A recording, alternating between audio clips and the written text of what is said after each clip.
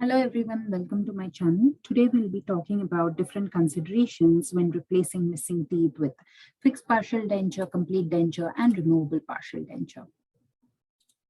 So before I start, I wanted to just tell the general considerations. So here in the FPD, we can see the parts of the FPD. This is the crown, this is the dental implant, this is a healthy tooth, and this is an edentulous ridge, right? And this is pontic. Now, what are the different considerations? So for FPD, the main first consideration is FPD with half or less bone support and loss of attachment have poor prognosis. So if this abutment tooth is weak, then it will lead to poor prognosis.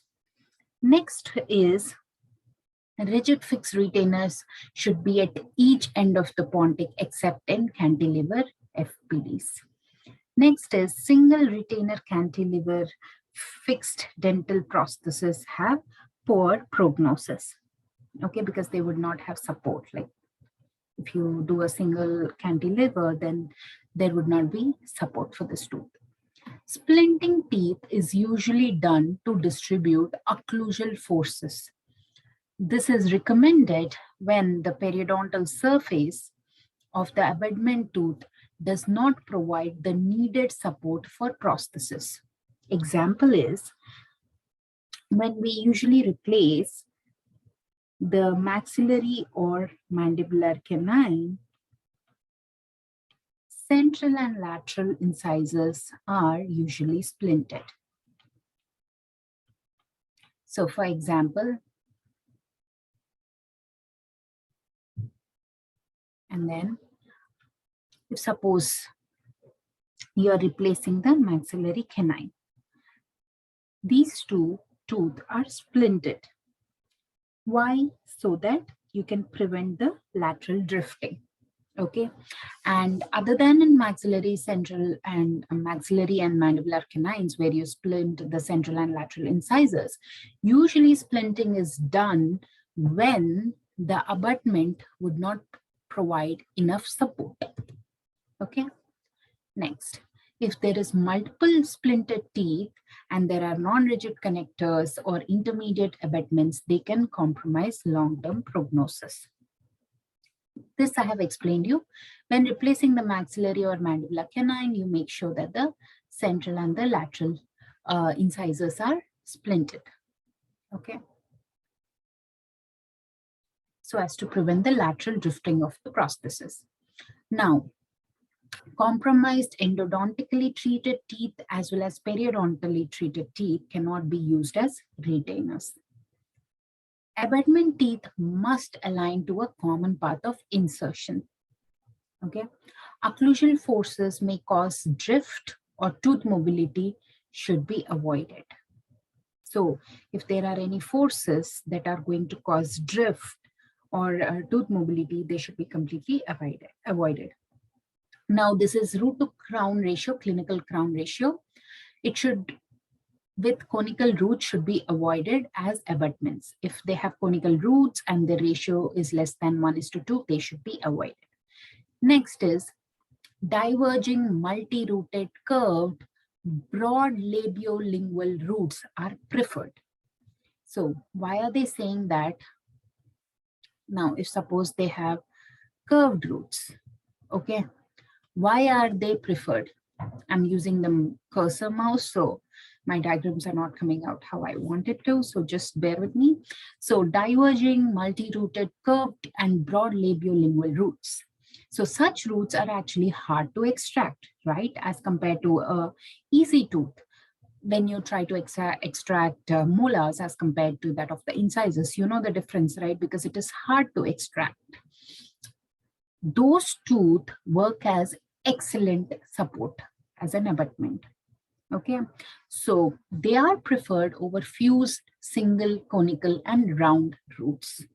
Okay, next, large root surface area that is present for canines and molars are better abutments than central incisors and premolars respectively.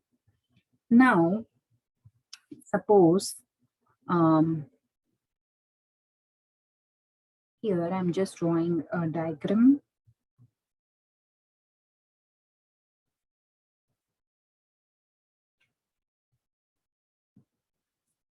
Suppose you are going to replace one tooth over here, okay, and you have support, okay. Now, always remember the PDL surface area of the abundant tooth should be equal or greater than that of the PDL surface area of the missing tooth, okay. So I'll write it down here. The PDL surface area of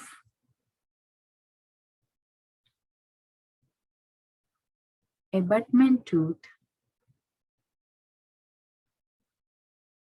should be equal or greater than the imaginary PDL surface area of missing tooth. So this surface area with this should be more than the imaginary surface area. Here it is definitely more, but if there are like more missing teeth, if there are 3 missing teeth and you have an abutment here like this, then this surface area is more than that of the abutment tooth. Then it will lead to poor prognosis. Okay. Next is removable partial dentures is indicated when teeth are missing and there is no posterior abutment teeth to support the FDP. Next, where the span of teeth to be replaced is beyond the load that the existing teeth can bear with fixed partial denture. So if the teeth that has to be replaced, it cannot take the load, in that case also you give FPD. Okay, and when you have a questionable bone loss, you go for removable partial denture, and it is also less cost as compared to fixed partial denture. Now coming to complete denture. Complete denture, it is used when all teeth are missing and when an implant supported prosthesis cannot be used. Okay. Now there is a contraindication. What is the contraindication is complete dentures are contraindicated when only mandibular anterior teeth are present. So suppose imagine this is complete denture and this is the occlusal view here. And this is here only maxillary is present. I'll show you maxillary and mandibular complete denture in the next class. But just imagine a situation where the patient has only the lower anteriors. Okay. So what happens in that situation is these tooth that are present in the lower arch is going to cause a lot of pressure. So here, if there is real tooth present, okay, if there is real tooth present, what happens over here is this tooth will cause it will exert lot of pressure to the opposing maxillary teeth, and it will cause damage to the maxillary teeth. That is called as combination syndrome. All right. Now coming to diagnostic impressions and casts. So usually we take an impression with the help of alginate. Alginate is also irreversible hydrocolloid, and it is material of choice to produce diagnostic casts. Okay. Next, their composition is mainly of sodium or potassium salts of alginic acid. Okay. They react chemically with calcium sulfate. This reacts chemically with calcium sulfate to give insoluble calcium alginate. All right. Okay. Now, so let me again repeat, irreversible hydrocolloid or alginate, it is the material of choice to produce diagnostic casts, and it mainly consists of sodium or potassium salts of alginic acid, and it is mixed with calcium sulfate and it forms calcium alginate. And what is added for strength? Diatomaceous earth is added for strength, and trisodium phosphate is added to control the setting rate. All right. So now most types of trays are suitable to produce acceptable, accurate impressions. And always after taking impression, make sure that tray adhesive is always used to prevent distortion. Now, the greater the bulk that the alginate has, the more favorable the surface area is to volume ratio, and therefore there will be less water loss or gain. The tray should be removed 2 to 3 minutes after gelation. So you mix it, you place it in the patient mouth, you let it set, and when you are removing it, you remove 2 to 3 minutes after gelation. Okay. Now that impression which you have taken with the help of the impression tray, you have mixed alginate and then you have taken the impression, you have waited for 2 to 3 minutes, then you take it, you rinse it, and you disinfect it. So disinfection needs to be done with the help of glutaraldehyde or iodophor. And then it should be poured within 15 minutes. All right. Now this is a dental cast. Pouring usually with type 4 or 5 stone is recommended. Now, next, poured impression should be allowed to set undisturbed for recommended time, which is 30 to 60 minutes, depending on the type of the stone used. To achieve less distortion of the alginate and maximum strength, this impression needs to be stored for 45 minutes in the humidor. Okay. Next, cast should be evaluated for any inaccuracies such as voids. If air goes into it, you might see that it has interfered with proper articulation. So these are the steps that needed to be kept in the mind. So in alginate or irreversible hydrocolloid, we have studied that it is the material of choice. Where what does it consist of? It has sodium or potassium salts of alginic acid, and calcium sulfate is mixed, which gives calcium alginate. And then for the strength, we use diatomaceous earth, and to control the setting rate, we use trisodium phosphate. Once you take the impression and you wait for 2 to 3 minutes, and it should be removed after the gelation. After 2 to 3 minutes, you disinfect it, and then you should pour it within 15 minutes. And you should leave it undisturbed for 30 to 60 minutes. And to make sure that you achieve less distortion of the alginate and maximum strength, you can store the impression in 45 minutes in the humidor. And the cast should always be evaluated for any inaccuracies such as voids and nodules. Okay, so this was about alginate. Now there are 3 important things that needs to be kept in mind, that is maxillomandibular relationships, in interocclusal records, and anterior guidance. Okay, so I just wanted to show you one diagram. Okay, so yeah, this is the only one I have it for now. So what is centric relation?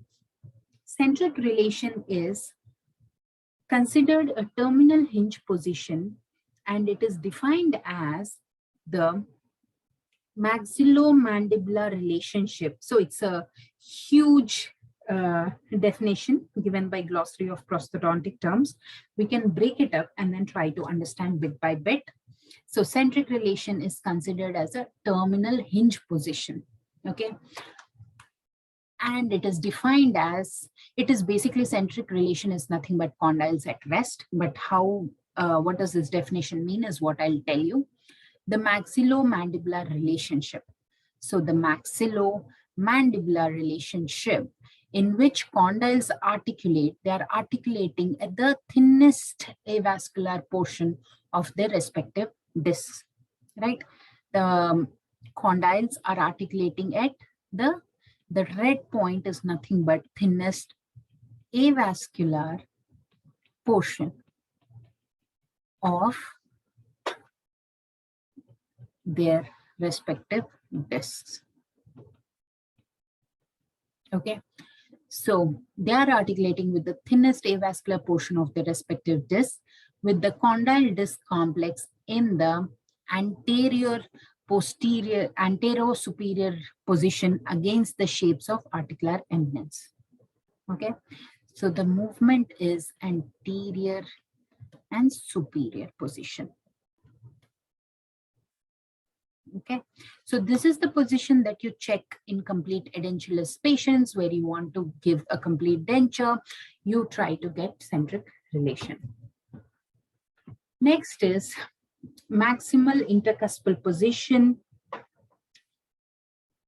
and maximum intercuspation or centric occlusion. It is defined as complete intercuspation of opposing teeth independent of condylar position. Here you can see that there is intercuspation, complete intercuspation of opposing teeth. So opposing teeth intercuspation can be seen, and it is independent of condyles. Okay, only in 10% centric relation, that is the condyles at rest. So centric relation or condyles at rest, and centric occlusion means the maximum intercuspation of both the opposing teeth. Only in 10% centric relation and centric occlusion is same. In 90% of the patients, it does not coincide at all. Cars are often mounted in centric relation primarily to perform an occlusal analysis to determine whether the occlusal corrections are necessary before any prosto treatment, or where maximum intercuspation is not possible to maintain. That is in case of complete dentures. Now, acute centric relation interocclusal records require precise manipulation of the mandible by dentists. So what happens in this procedure, it is also called as bimanual manipulation. I will try to insert a small video or small lecture again, where I'll explain the procedure clinically. So what happens in this technique usually is the patient is in the dental chair, and you make sure that he's relaxed. You make sure that the mandible is at rest, and then you use a device which looks like leaf gauge. This is called as leaf gauge, and if you do not have leaf gauge, you can also use cotton balls, like roll them and use. The main idea is you make sure that the both maxilla and mandible are not occluding. So there is a space between the anterior teeth. So here you place the leaf gauge, or any acrylic resin to keep the teeth apart. So why are you doing this? To keep the teeth apart. And when it is left for a determined period of time, then you can deprogram the proprioreceptive reflex. Okay, and then you can manipulate. So why are you doing this? So that you'll manipulate the mandible to centric relation. Okay, so that is the whole reason why we are doing this. Leaf gauge is used, or sometimes you use a wax-like material which is customized for the patient and used near the anteriors to put it like a stop, so that the mandible is at rest and the teeth are apart, and then you will be able to manipulate mandible to the centric relation. In some patients, it is hard. So This is like for short period of time. So in some patients for long period of time and intermediate period of time, it takes time to record the centric relation. So usually some dentists customize material and make sure that like the patient is able to keep his mandible at rest, and then you are able to get the centric relation. But usually if the patient is not experiencing any problem, then you'll be able to record the centric relation. So that's it for today. Hope you have understood the lecture, and I have shared my best to explain the bullet points. And thanks for watching, and stay tuned to my channel for more videos. Thank you.